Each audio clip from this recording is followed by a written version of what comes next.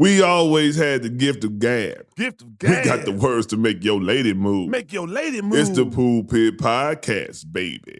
Season 3. Episode 82. Yeah. What the business is. It's that man with the plan, Big K. And that's Cuz with the buzz, Big Bo. And you know we got that food for your soul. Now, y'all know we got to do a disclaimer. Like I said, you know, the Dwight Howard talk, you know what I'm saying? Got people like, oh, these guys are wild. These guys are wild. Yes, we are wild. So I do the disclaimer just so you know you're dealing with some wild boys. So without further ado, the Pulpit Podcast is not a gospel or religious podcast. Say it once more. I said, you know I got to do it. I said, the Pulpit Podcast is not a gospel or religious podcast, but we are bringing the gospel in the form of information straight like that. Like that. And y'all know, this podcast is based on the foundation of positivity, motivation, inspiration, and most importantly, love. So we don't do anything without a weekly affirmation, and I got something for us. Message. Worrying is like a rocking chair. It gives you something to do, but it doesn't get you anywhere. So the point is, it's just like, why worry about stuff? In the old words, what is Bobby McFerrin? Don't worry. Be happy. Like, for real. Like, and I always tell people, like, if you can't change it, like, if you physically can't change it, why are you stressing about it? Boy. Wow. Sitting there, man, I can't pay my car note. Now, if you can't pay your car note and you don't have the means to do so, but in God's hands, or hope your friends look out for you. Because you sitting there stressing about it, ain't gonna put no money in your pocket to pay it. Just being honest, you know what I'm saying? So I'm like, oh, well, they gonna take it. I must didn't need it. Like, you have to think of it in a different mindset, you know, besides stressing and getting all depressed about something you can't fix. Well, you could fix that unless you're not able, you know what I'm saying, due to whatever, but you should be able to fix that. All right, so I'm just saying, you should be able to go work somewhere, nigga, and get some money for your car, but that's a whole nother story. But me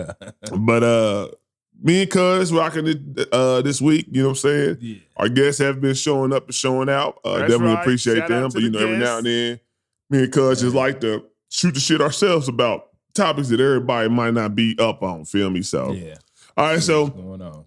One thing I seen this week or whatever. It's a rapper. He's also out in the community doing things for the community or whatever. And he was trying to reach out to the other rappers, speaking to them as you know, a strong black man to another strong black man about the lyrical content and it basically not being the same as what you're saying, right? So what I'm gonna do is I'm gonna just play it so you guys can get the real gist of what he said, and then we'll get into the discussion. All right, now.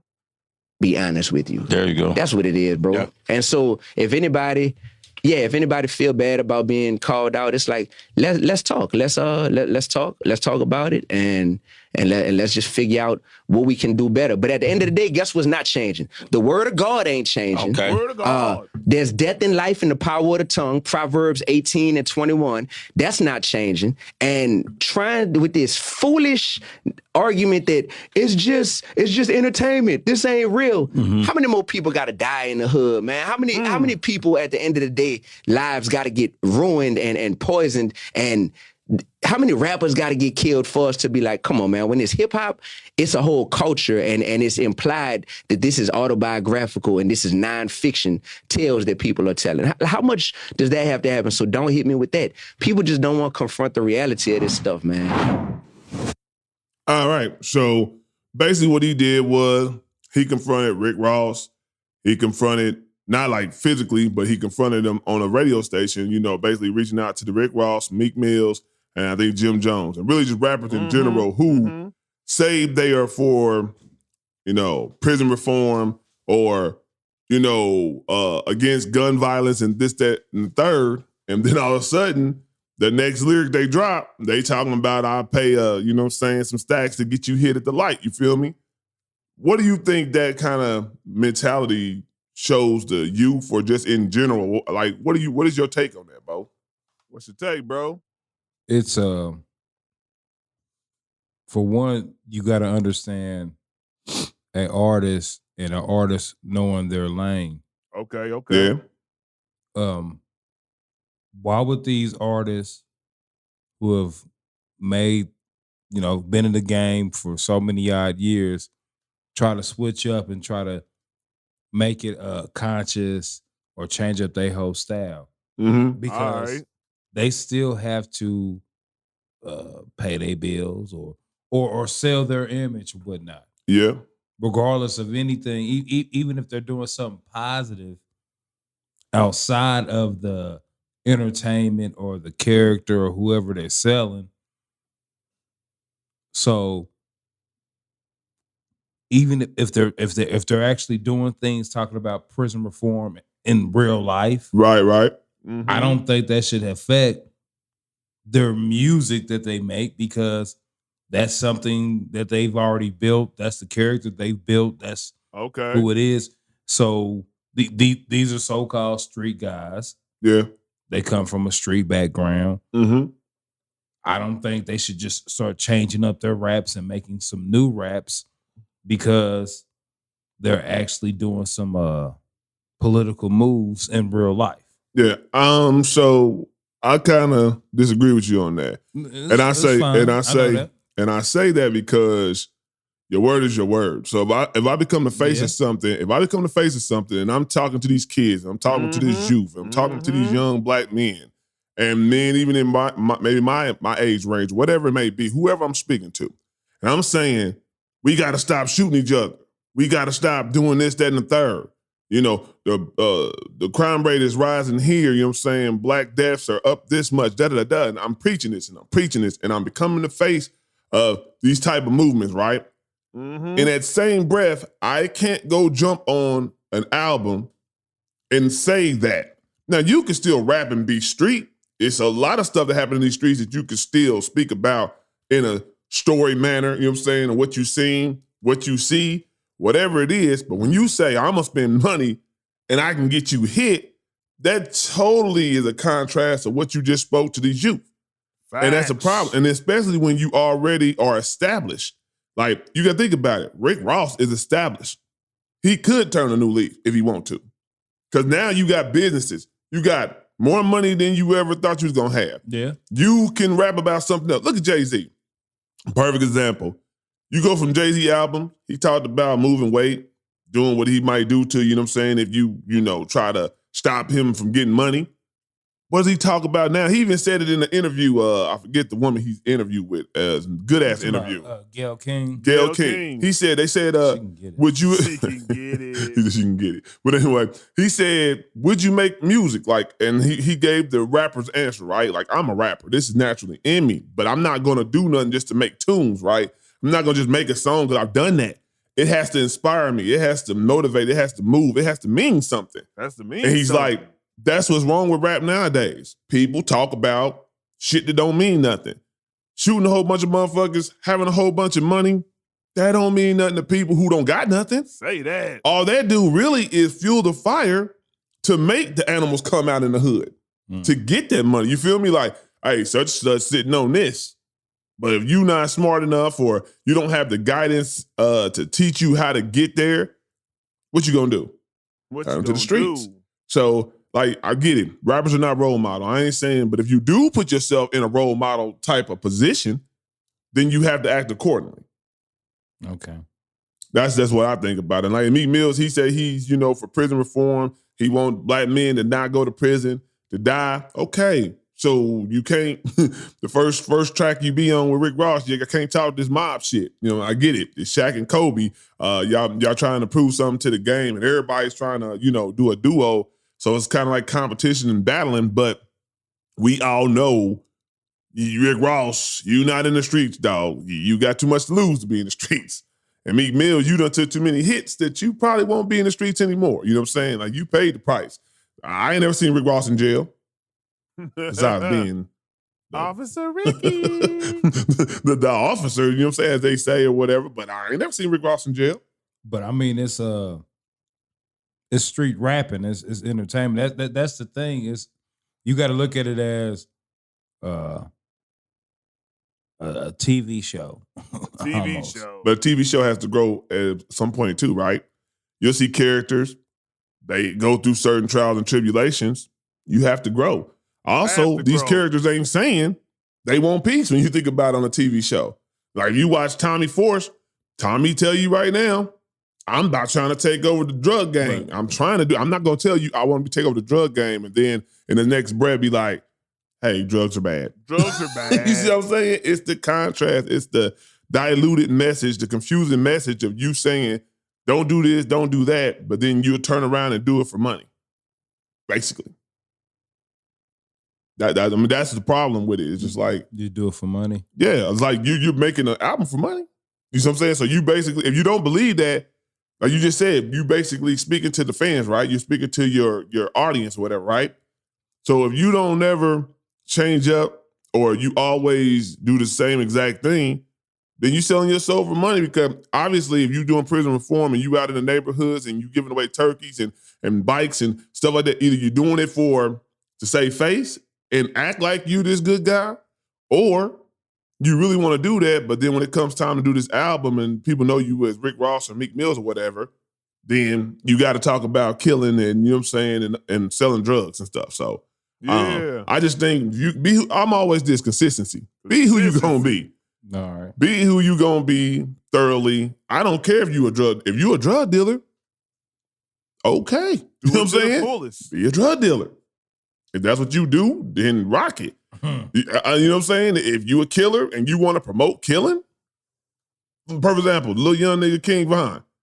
Yeah. That's all this nigga talk about on this. If you ever listen to a King Von song, he gives you exact details of how he murked somebody. Man. He didn't give a fuck. Didn't give a so fuck. I'm like, hey, he's standing on business out here. Really, like, seriously, like, nah, he's like, I mean, you know, nigga, I rap, but nigga, I will also shoot the shit out of you. You know what I'm saying? So it's like, I don't glorify it, but you got to respect it because he's letting you know who he is. I don't like the people with the wishy-washy shit. I'm not one of those, I've never been one of those people. I can always respect your hustle, whatever you do or don't do, but that wishy-washy shit, it never did no play for me. All right. So, yeah. Cuz, what song do you play to uplift your spirits when you're in a bad mood? Just having one of those days, work, you know, driving around and, you know, you're always a positive person, but even positive people have those days where shit just ain't as positive as you want it to be. What would you listen to get you right?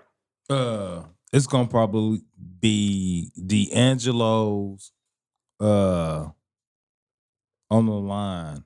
On the Line. So you know you have a favorite song exactly, huh? Yeah. D'Angelo's On the Line. I'm about to listen to that. That doesn't ring a bell. That's on the second album. That's Voodoo? Voodoo. Yeah, Voodoo. Yeah, okay. Yeah. On the Line. Yeah, that one. That one. What was so Voodoo had Untitled, right? It's Untitled. Yeah, Untitled. The little naked video. Grease. Yeah, it had a few songs on. So that. I didn't listen to that one so intently because I don't know. I didn't care. Like after the Untitled, I'm gonna check it out just because you said that. Root. Yeah, The Root's another good one on there. For me, I made a video and made me think about it. I just like feel good music, and I think like 70s and 80s music has a feel good vibe to it. If you listen to "Gotta Give It Up" from Marvin Gaye, it instantly make you want to be like, hey, it ain't so bad, you feel me? Like, you know, and you see how Robin Thicke blew up from a hit, you know what I'm saying? Just using that sample. Yeah, because we knew he had the slow song, you know what I'm saying? I forget what the name of it was. So he got a little bit of press, but when that blurred lines come, I'm talking about old folk, young folks, they on the dance floor. And it's basically a sample, you know what I'm saying? From "Got to Give It Up." The exact same rhythm, exact same feel. I also listen to like LTD, you know what I'm saying? Like Love Ballad. You know, for me, like them type of songs, I love that song for some reason. And it just make me just be more introspective. Inspired, you know what I'm saying? It just vibes with me, you know what I'm saying? More than this new age music, I can't say new generational music is inspirational to me. You know what I'm saying? Like, because I don't think they have the same type of lyrics. I don't think the instrumentation was the same. A lot of these older groups, like I was talking to my barber last week, and we were just chopping it up about the sounds in the music of the older groups. You can hear, even though they got machines to try to duplicate that, it's nothing like that raw instrumentation or that artist playing it. You know what I'm saying? Those riffs and those certain things. And I'm like, man, like this is some good music and just the songwriting in general. But it depends on who you listening to, because like I've been thinking about the different projects that have come out this past year. Okay. And my favorite project of this year, you know, like the Michael, Killer Mike. No, the Killer Mike is definitely a great listening. Pleasure. You know what I'm saying? Yeah. It's been like quite a few projects, especially over the last, I say 2-3 months. All right. But I stick with my guy, Black Milk. Black Milk, okay. And like people, you like Black Milk. Why would you? If you listen to the album, it's music. Yeah. It's not no. But I don't even know why people would say, why you listening to that? That's what you like. You know, that's your preference. Like, yeah, but nah.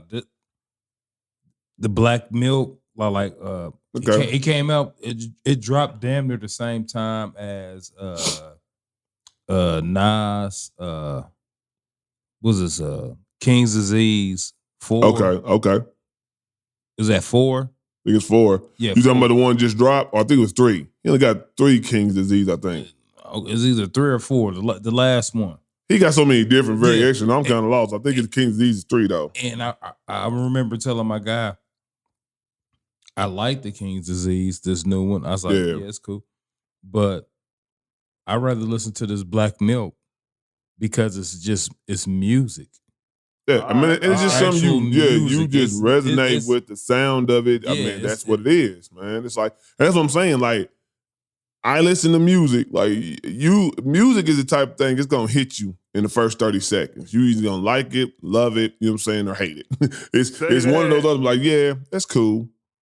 Or you gonna be like, nah, I love this. I'm playing this over. You know what I'm saying? Or he's like, this shit is trash. So you either gonna have those type of, responses and replies back from music. And when I listen to old school music, and I've always been like this, and I think it's just because my mom, every Saturday morning, man, I would wake up, my mom is playing records. Mm-hmm. Her favorite artists were Anita Baker, Patti LaBelle, those type of artists. My daddy would ride around in the car with the tape. He listened to LTD. The Isley Brothers, Earth, Wind and Fire. Commodores. If you listen to those type of people, you have a soulfulness about yourself. You have a deeper aspect because their songs talked about so much that you wouldn't even think they were talking about at that time. For real. And I was just like, sometimes I even go back and listen to the song, like, what were they really talking about? Like you sing it, sing it because it's the jam, but then you actually got to listen to the words of what they're saying, and they songwriting skills was immaculate. For real. It's funny that we was talking about SWV, right? It's like, how many people really realize that Rain Down on Me is talking about the money shot? The money shot. The money shot. And nobody knew this shit till old girl Coco when they had that little thing on TV, that little SWV behind the scenes little mini series or whatever that came on. It's like 3 or 4 episodes. Showed them going on tour with Escape at that time. Okay, yeah. She was like, yeah, people don't know that Rain Down on Me is about, a woman taking it to the face. I was like, oh, shit. Now when you go back and listen to the lyrics, it's like a misty rain. Like, whoa. And I was like, you tell your mom, hey, mom, don't sing that part. Don't sing that song. Don't sing that, mama. But a lot of the records is like that. You know what I'm saying? Hey, some But that's what I'm saying. When you go back and listen to it, you like, what's my dude? God, he passed away a while ago. That was a handicap. He got some raunchy lines. He was handicapped and he passed away. What you call it? Yeah. Sing the song. I might know it. Oh man. Because I'm not thinking. See his face. Potting. This is all Raunchy lines and he was handicapped. Yeah, it ain't ringing the bell right now. But yeah, just music in general. A lot of people knew how to write and disguise a lot of things. But there are also some singers that back in the day, like I remember this dude named Marvin Cease. I don't know if you ever heard of him. Marvin Cease. Okay. So when I used to burn CDs and make music or whatever, right? The older folks would be like, oh yeah, you can hook me up and make me a mix, right? So that's when like Kaza, Morpheus, all those type of, peer-to-peer, you know what I'm saying, downloading sites was available, right? So I look up this song called Candy Liquor by Marvin Cease. And you want to talk about porn on music. Porn through music. I said, woman, did you really listen to this? She said, yeah, that's a jam. I was like, boy, this stuff is explicit. Don't ever talk about rappers. Because rappers might talk about killing and glorifying, but this man was talking about what he wanted to do to the woman, how he did it to the woman, and being very, very vivid with it. And he was singing. I want to be your candy liquor. I was like, oh. Candy liquor. Because, when you download it, he was like, I'm about to listen to this shit and see what it sounds like. And what that man was saying in that song, I was like, it shocked me. I was like, damn. It was horrible. And she had like about 15 to 17 cuts of those type of artists that make those same songs. Man. I was like, where you find this stuff at? She said, this is what we listened to back in the 70s. I was like, well, damn. My parents didn't listen to that because I ain't never heard that song in their house ever. Man, Candy Liquor. Look it up. I'm going to play it for you when you come back. You can be like, that's crazy. Like when we get done with the podcast, I'm going to play it for you. You're going to be like, what is this? Nah, I just... All right, so this is the question. If you could erase one thing from existence, even the memory of the thing, what would it be? Okay. From existence. Never happened. Men in Black your ass. That for me personally, that's a funny line because you try to erase certain things. Yeah. It creates other lanes and different things that happen. Yeah. So like for something like this type of act, it had to be more something personal than for it to be like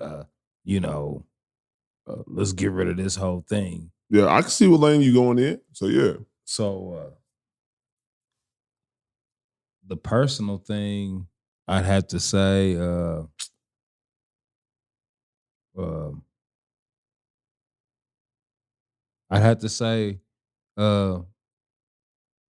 my brother getting shot and losing his leg. That's real. If I could erase that, take that away.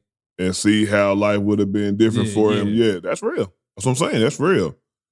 That's real. For me, I just try to look at it on a whole. One thing about me is like, I truly believe the stuff I go through has made me the better person. I don't know if I'd have been this Kevin that I am if I didn't go through some of the stuff, seen some of the stuff I've seen or whatever, right? So I wouldn't take it on a personal level. But for me, it would just be slavery. I just wanted to see, because Black people have naturally been intelligent, innovators, creators, ahead of the game. What would have happened if we never had to fight so much, you know what I'm saying, just to get to where we at? What if this, if you ever think about it, like, if the roles were reversed, would we be enslaving white folks? I think not. You know what I'm saying? I think that we would have been cool with, just being who we are. Like, you do your thing, we do our thing, but we didn't get that opportunity. So in my mind, it's like, if we didn't have to deal with slavery and the racism or being the minority, I would say, that's the biggest thing. Like, being a minority is already going to create inferiority. You know what I'm saying? Like, you are already outnumbered, basically. So your strong voice ain't as strong as their voice is because they got the numbers. So for me, it would be slavery. I would just really love to see where we would be as a people. Will we be unified?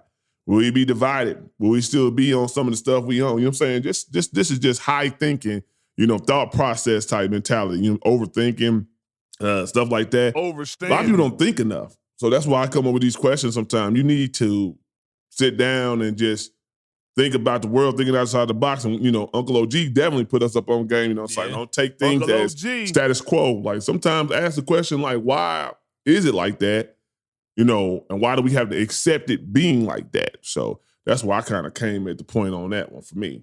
Yeah. Yeah. So, you know, like Poopy Podcast, like I said, sometimes we do everything. We could talk about anything and everything. And like, perfect example, people like, I want to be a guest.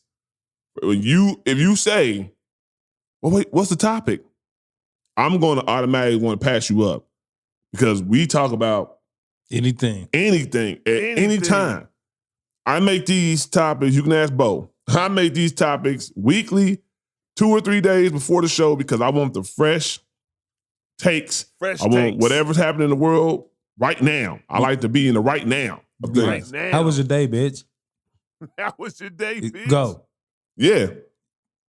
Talk about your day. Talk about your day. You know what I'm saying? Like, it is what it is. You feel what I'm saying? Like, that's what we own. And don't take it personal when I said bitch. Well, it's a joke. But then we might not know you. Be like, motherfucker.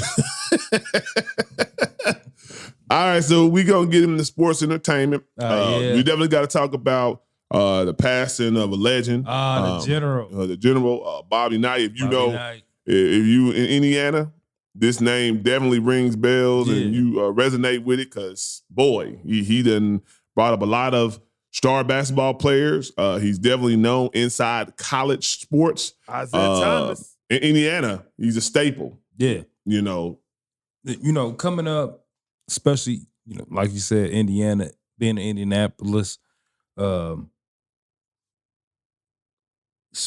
early 80s, the late 70s, early 80s. Yeah.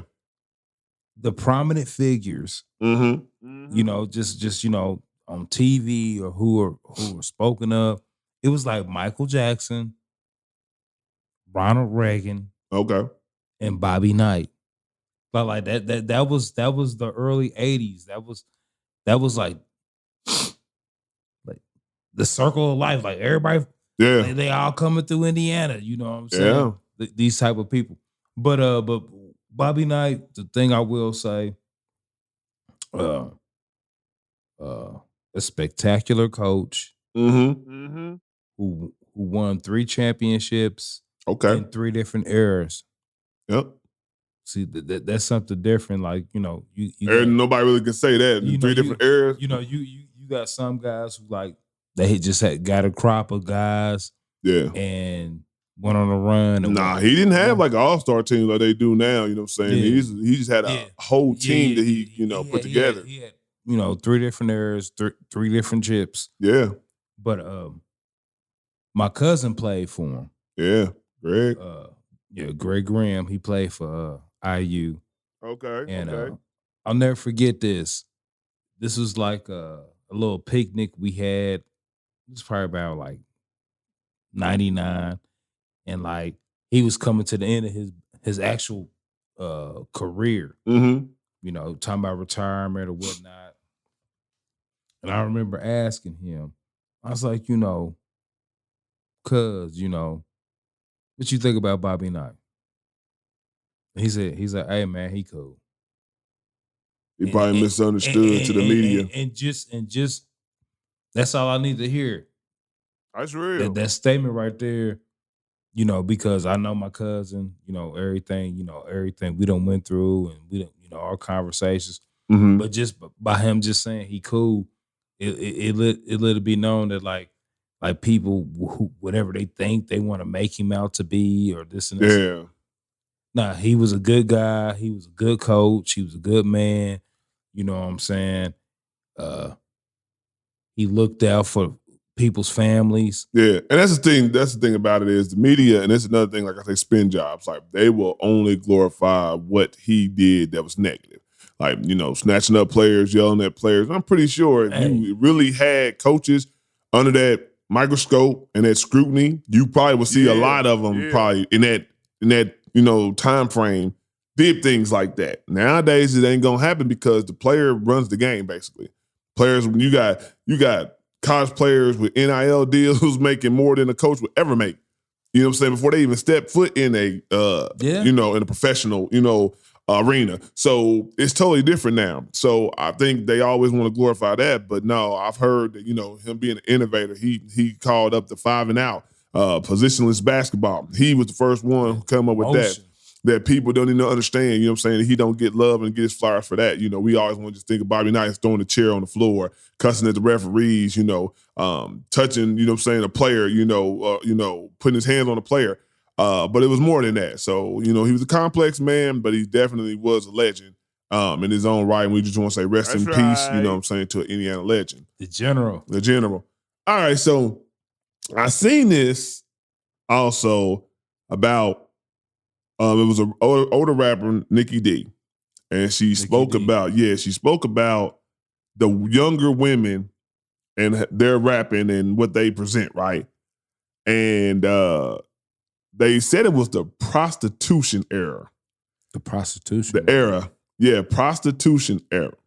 So what is your take on that? Like, she was talking about Ice Spice, and Ice Spice had a performance. I don't know. She was singing Munch, or she's rapping Munch, and I'm talking about her ass was out the whole time. Oh yeah, to where you couldn't. It didn't fit. Yeah, but she knew it didn't fit. Like your whole ass is out, and you got to keep pulling it down. You walk on stage. It didn't. So, do you think it's hating? Do you think it's trying to teach these young women, or where do you think she's coming at that, calling a prostitution era? I think it's just just running off at the jibs. Okay. I don't think it's all out hating. I don't think it's, trying to, I think it's more like get in front of a microphone and just speaking your words. Yeah, just, just run it off. Yeah, just run it off. Yeah. I mean, if you see that performance, that will be your instant thought. It's a strip show. Yeah. I was there for it too, boy. Like, hey. But at the same time, that performance could have been, she eating out there. That's the main thing. I ain't gonna say she eating. Oh, she eating. She getting endorsement deals. She's eating, bro. But she might have been like, damn, I didn't know this dress was gonna be this little. No, she knew, nigga. It was. No, you can tell when it's like maybe thigh length. And they kind of pull it down, they lean. I was like, no, every move she made, her whole ass was out. I'm like, you whole ass. just take it off. Just take that motherfucker off. But she knew what she was doing and she would bend over, she would cover up her coochie. You know what I'm saying? She bend over, but she knew what she was selling. This is what I want to say. I listened to a J. Cole interview, and J. Cole said Soulja Boy, he got mad at first because he misunderstood it. Because Soulja Boy always ready to react and don't listen. So J. Cole said, being the type of rapper he is and coming up off of the rappers that he like and love, and he, emulated himself, too, he thought Soulja Boy was whack at the time. And he said he had to humble himself to understand, nah, Soulja Boy is the wave. Soulja Boy out here killing it. He got white people cranking it. Yeah. First one using the internet to sell, and promote yourself. Soulja Boy really deserved flowers because he started what is now these TikToks and shit. He was already on that stuff. Yeah, he's the original. But nobody really says anything about it. So I had to think about them. Like, when we down these younger rappers, they might not be what we want to listen to or what we deem as the rap that we listen to and compare them to the rappers that, we hold dear. But they out there doing it. In the game, it's supposed to be to provide for your family, provide for yourself, that's right, and make a career out of whatever you're doing, right? Yeah. So if you eating off of that, off what you're saying, who am I to knock you? I just say I don't listen to it because I like to listen to, cadences. I like to listen to complex lyrics. I like to listen to dope metaphors. That's just who I am. So you being simplistic, with your rap might not go over well with me or whatever. But I can respect your hustle. For example, Lil Durk. Lil Durk for the longest, I used to laugh at people like, I'm not listening to that shit. Then I started listening to Lil Durk. I'm like, Lil Durk actually got a little something here. Lil Baby, same way. I was like, I ain't listening to Lil Baby. Then I heard him on somebody's song. I was like, oh no, I heard him when he did the Positive song. When he did the Positive song, I said, oh wow, this dude is flowing. But if you listen to his other stuff, because you don't understand him or it just wasn't that vibe for you at that time, you would have hated on him or you would have just not listened to it. I think as older ones, we just got to be more receptive to understand we were young once. And I guarantee you the people that was our age at that time probably thought what we was doing, what we was saying was whack too. You know what I'm saying? Yeah. You know, I think when everybody gets older, we seem to forget that. And that J. Cole, you know, interview made me think like, yeah, I got to stop being so hard on the, you know what I'm saying, the younger generation. Like the women. Hell, we had Lil' Kim. Lil' Kim was on a poster with her legs all the way open when I was in high school, G. Say that. That was sold in a magazine that everybody cut out and put on a wall. But now we want to kill Ice Spice and we want to kill Lotto and we want to kill these other ones who use sex and they sell it, the Nicki Minaj, the Cardi B's of the world, that and the Megan Thee Stallions that use sex a lot, you know what I'm saying, in their lyrics and when they promote it, but it's just because we see it more now. You can pick up your phone, see it every day. A Megan Thee Stallion, you know what I'm saying, promotion. A Nicki Minaj promotion when they got something now. The Cardi B here, you know what I'm saying, now they can do podcasts. Boom. Everybody got a podcast and everybody having guests on a podcast. So you always see these people versus when we had to get that magazine and put it on the wall. It's no different though. Sex has always been the predominant seller. The person who's giving you that contract probably is giving you that contract more because they can see you selling the sex more than actually the music. Man. You gotta think about it. That's the game we play. But yeah, I just had a different take and I was like, that J. Cole dope. You know what I'm saying? When I heard him talk about, because most rappers have this ego that they wouldn't let that be known, you know what I'm saying, that they was a hater. He's like, I was a hater.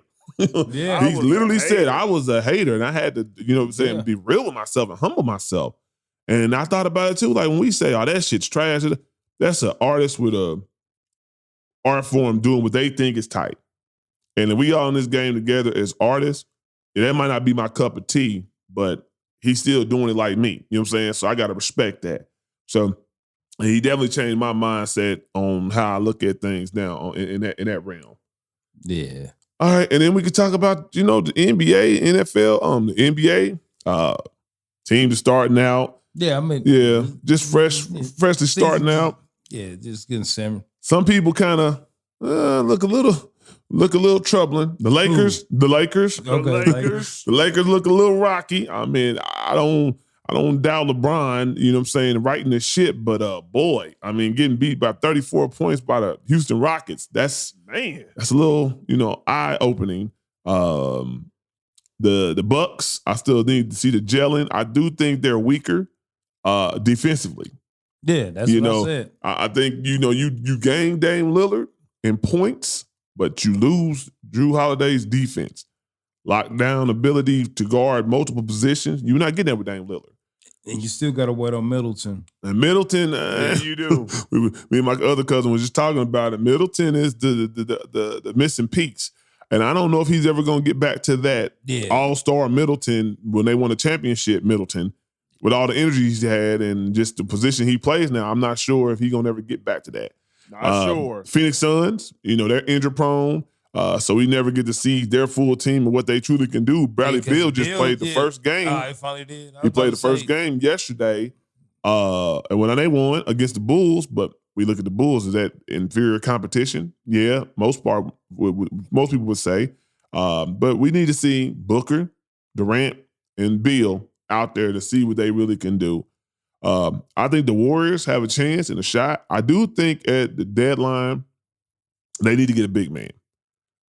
The main thing that hurts the Warriors against certain teams is not being able to rebound the ball and people getting multiple opportunities of offensive rebounds or guard a big man. I don't know. You have to go look. It has to be a big man that is not slow, can switch to pick and roll, doesn't need the ball, you know what I'm saying, to feel, you know, a part of the team. Like he go get rebounds, he can test shots, block up the paint, you know what I'm saying, defends pretty decently.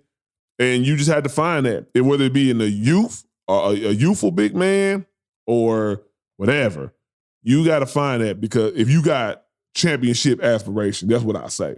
Now, you're going to always be in the playoffs or the play-in because you're the Warriors and you got Steph Curry. But if you thinking you want to win a championship, they gotta do something about that inside for real. And the Nuggets is just running through motherfuckers. like Jokic is just who he is. You know, they look like they still hungry for a second one. Who else? Zion's played a lot of games. He missed one game because he had the birth of his child. That's the first game he's missed, so Yeah, that's something. That's something different. What else? What team do you think is shocked Shout or out to disappointed CJ you so McCullough. far? Get well. I mean, nobody's shocked or disappointed me. Period. I'm just, You just vibing to it just the first couple weeks. Yeah. It's just the beginning. So I watch it intently. I watch every game with the league pass. So I'm watching how teams that they made that jump, have the players, 2-3 year players, you know what I'm saying? Have they shown a different, like, I'm here to get it. Like, for example, like I watch Chet. Chet looks like, hey, he ready, you know what I'm saying, to take that next jump. Wembanyama looks like he's going to be those rookies up and down. Yeah, he's a problem. I think we got a little bit too happy when he first came out. He's a problem, but the NBA is going to teach you. Everybody's not going to play you the same. You're going to run into some teams that play super physical, and they going to make sure you feel it the next night, or they're going to take you off your sweet spots. And when he learned how to still get to his sweet spots when they're trying to take you out, that's when he would really be who he's supposed to be or who we think he's going to be. Other than that, I'm not thinking of anybody else who really surprising me as far as. I mean, my Pacers been looking all right. I like the Pacers. I like the Pacers because they get out and run. Like they're actually using their youth, to run. I thought Carlisle was going to stunt their growth, you know what I'm saying, as far as a running team. He let them boys run. He let them run. So as long as he let them do that, that's where you're going to find their strength, because if they try to set up plays for them boys, they're going to look stagnant. Half-court and offense. Miles Turner's not a back-to-the-basket player, you know what I'm saying, predominantly. So that's just going to block up the whole flow of the offense. So, and Halliburton needs to run. That's how you get all those assists. They need to run and gun. So the Pacers is a team, definitely should be in the mix. The James Harden situation, it's early, but I just don't see how it works without putting one of them on the bench or trading one of them. I mean, like Westbrook.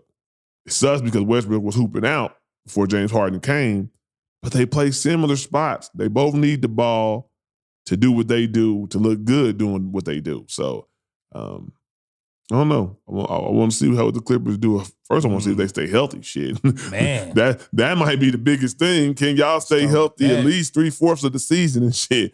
But I love the NBA. The in-game season tournament. Oh, people was talking about how they liked it, the new courts and the new outfits.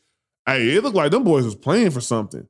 Every one of those games, did you check them out? Yeah, I seen them. Every one of those games was live and competitive, and it looked like boys was going for it. It was great. Like the Warriors and the Thunder game, I was like, this shit is good. And